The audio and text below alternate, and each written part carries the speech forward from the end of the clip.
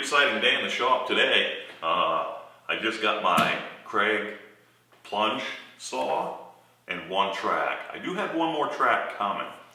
There's a lot of creators out there that talk about a Festool track saw versus a Kreg track saw versus a Wen or a Makita. And those are great for people that are searching for, they've already made the decision on if they want a track saw or not. And those people are looking for what's the best one I can get. Well, I was really on the fence for a long time for a track saw because, well, I have a track and a saw. So it's a track saw, right?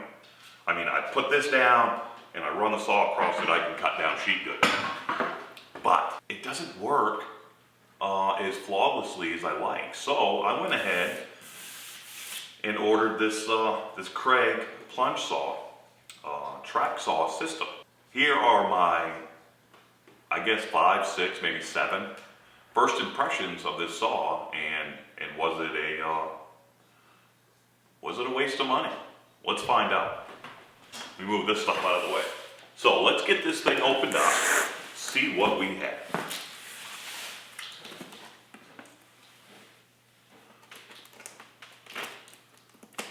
This is not a normal unboxing video. I really kind of don't like those, but this is my first impression.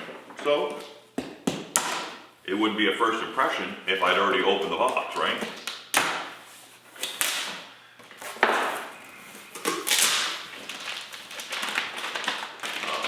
A bag of some sort, a little dust bag. Yeah.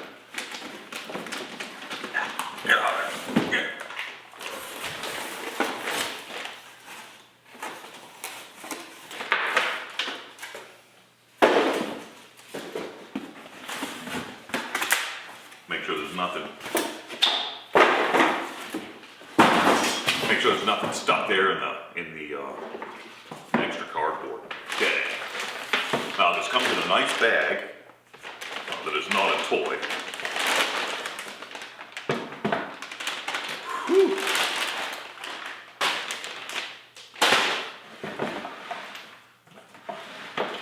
All right, so far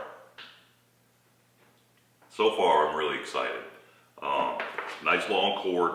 It's one thing I don't like about my skill saw is, you know, the cord's pretty short. And I'm sure I'll have to use an extension cord with this too, but I won't have to worry about where that plugs in getting in my way. Nice long cord.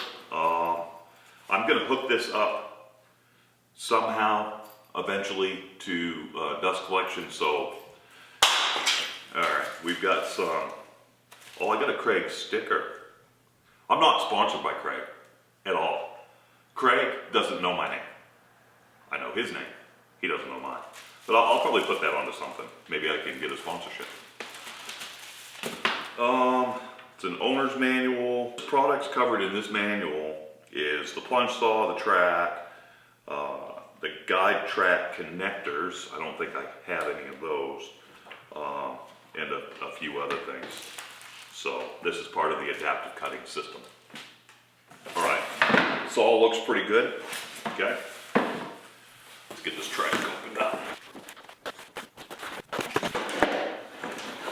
Oh, I like that. I like that a lot. I got some screws of some sort, some plastic thing. All right.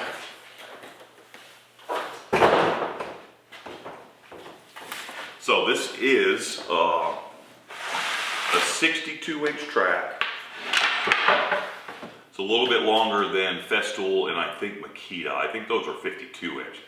But really, either way, you're going to have to get another track. Unless all you do is cut sheet goods the short way, not the long way.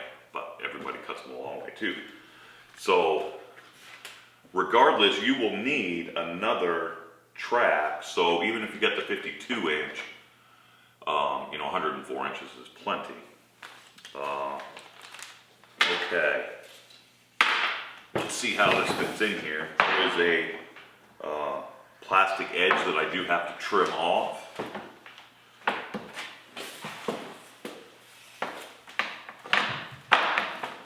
Boy, that sits in there nice.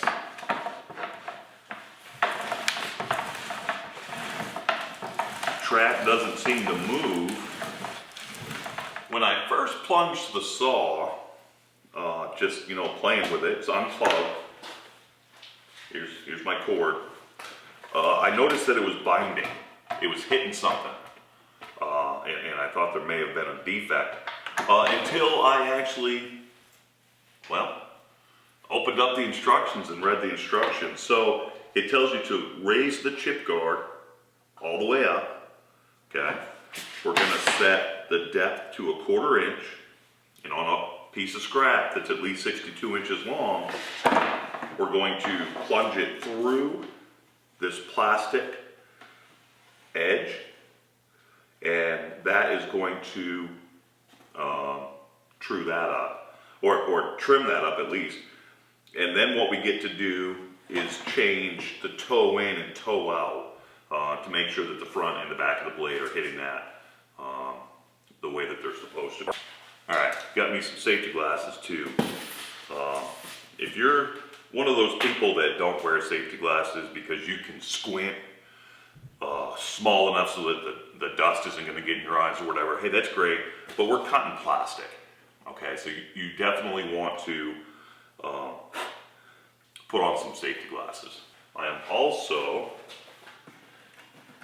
engaging the anti-kickback. See, I can't pull that back. All right, so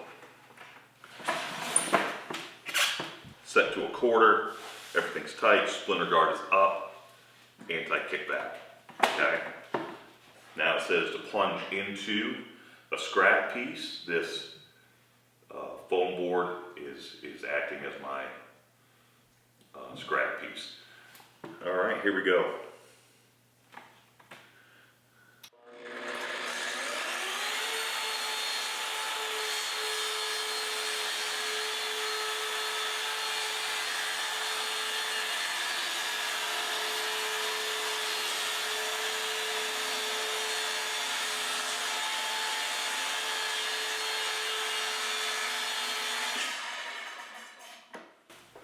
Okay, that makes quite a mess. And it trimmed off just a little bit. Ooh, and I gotta get that very first piece with the anti-kickback. That was giving me a little bit of a hard time getting into the track. Okay.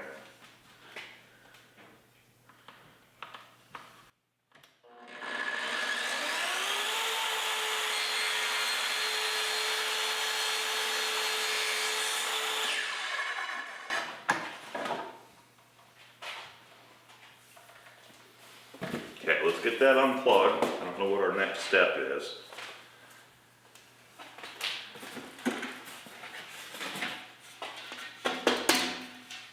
Okay, first, is it my first impression? Maybe it's my second. I'm not really sure. But here's what I do have to say, is that slides along that track beautifully. And I did not have to clamp that down, but it does make quite a mess. Now the next thing that we're going to do is trim the splinter guard. So with the saw on the track, loosen the splinter guard screw, lower the splinter guard until it contacts the workpiece, and secure the guard, and then turn it on and plunge it. So now we're going to adjust this piece. The good thing is we've got some Allen wrenches right here in the handle. Took me a minute to find those. All right, I'm going to drop that down until it touches the workpiece. Tighten it back up. Plunge the saw. We're still set at 1/4 inch.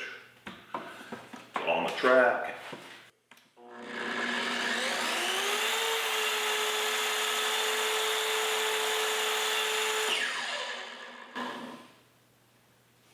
Okay, seemed to work good like that. Splinter guard. Now the toe-in adjustment. Plunge the saw to the blade change position. Let me unplug that. Gonna flip this lever back. And all I'm doing is slipping my doubled up piece of paper between the blade and the splinter guard, okay, to see if my toe is right. I want to make sure that the back of the blade is riding the same as the front of the blade, okay, and it is. And it tells you that you're going to insert a business card or construction paper approximately 0.010 of an inch thick between the blade tooth and the anti-chip strip, which is this plastic piece we cut off. If the gap is smaller than that, no calibration is needed. So ours is set up good that way. Okay? It does go along to tell you how to change your toe. We've got how to change the blade, correct tooth orientation when you're doing the blade, then using the saw. Okay, good enough on that, right? So here are my impressions. The track stays where you put it.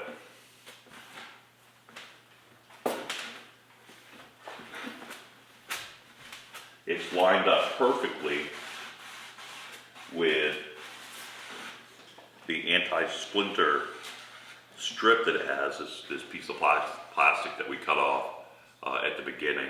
Has a riving knife, I love that. First impression, very good quality tool, made of some metal. I expected nothing different from Kreg tools. That's first impression. Second impression, I like the track. It's a little bit longer than some of the industry standards, and it's wide, but it stays where you put it. My third impression, setup is very easy. This is painless to set up. Some of the rest of you may have a tool like this. It's just a bore up straight edge I got from Lowe's. I've been using it for years, and it works really well. Here are the things that I don't like about it. I use this foam board to cut on. It's easy on the blade, leaves everything flat, gives it a place so that it doesn't, snap off at the very last of the cut. Problem is, I can't lock it down unless this piece is right against the edge of my foam. Okay. Other than that, it clamps really well. I have a 4-foot and an 8-foot section, or separate clamps. I have a 4-foot one and an 8-foot one. What I don't like about it is the skill saw that I use just rides up against that. This is unplugged also. Okay. That rides up against that. So when I make my mark, if I want to, cut this at 31 inches or whatever, I make my 31-inch mark, and then I have to measure 5 1/8 inches away from that mark is where I put my guide. So I have some extra marks on there, and if I'm off just a touch on either one of those, well, it magnifies it, right? So then I set my saw on here and I go through. I've had no issues. However, no riving knife, no anti-kickback, or anything like that. And this is just a cheap skill saw, 2.5 horsepower. It's really worked fine, not an issue. So the people I'm trying to reach with this video are the people that are doing the same kind of setup. Whether they're clamping something down, a straight 2x4 with a couple of squeeze clamps, or they have something like this. I thought this was a really big step up from clamping another piece of plywood or making a jig and clamping that down. And here's the other problem with that system. If I am trying to cut 1/4-inch plywood, now I can obviously do this on my table saw. Sometimes the way this clamps on, okay, there is a little bit of a gap if that were to lay flat. So now both ends or sides of my piece have to be hanging off of the table in order to really clamp that in there, or I have this gap. The plate on my skill saw will slide right underneath that gap. So with this one, all I have to do is get my mark lined up, lay that on there, okay? That's gonna help flatten that luan out, that 1/4-inch plywood a little bit. slap my plunge saw on here and cut right through it. Okay, I don't have to worry about, you know, is the plate on my skill saw going to slide up underneath that straight edge, or is the straight edge going to move, or whatever. I haven't obviously done a whole lot of cutting with this, so I don't know how long the kind of sticky pads are gonna last on this. I don't know if I eventually will have to clamp it down, but it does have a T-track, so I can put some clamps in there. I like it. Now, when I get the other track, I'll probably do a short video, a YouTube short. I'll probably do a short and show you how that slaps together real quick and make sure that it's all square. If you are on the fence about buying a track saw, I think you need one. If you cut down any kind of sheet goods, and you could cut really anything with this. If you needed to rip down the edge of a 2x6, a lot of people like to get rid of that rounded edge. I think that you would be able to do that with this relatively easy. I have not tried it yet, but we will. All right, so if you're on the fence, go ahead, get yourself a track saw. Which one you get, well, that's up to you and your budget. This Kreg one is a middle of the road budget-wise. I think it is a very quality tool. I don't own any of the Festool tools, so I really can't judge that. But I think this is leaps and bounds better than what I was currently using. Impression number 4. So my 4th impression is the brake on this thing is awesome. You let off that trigger and the blade comes to a pretty quick stop, which is way better than my current skill saw. My 5th impression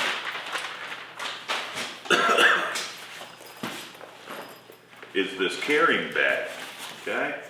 I don't go to job sites, I just work in my shop. So, but I do see having a bag I can put this in. It's gonna help keep the cord managed, so it's not flopping all over the place, getting damaged. And it's really gonna keep the saw itself clean from all the other destruction that I have in the shop, okay? If you did take this to a job site, it has a couple of D-rings on the side. You could very easily put this thing up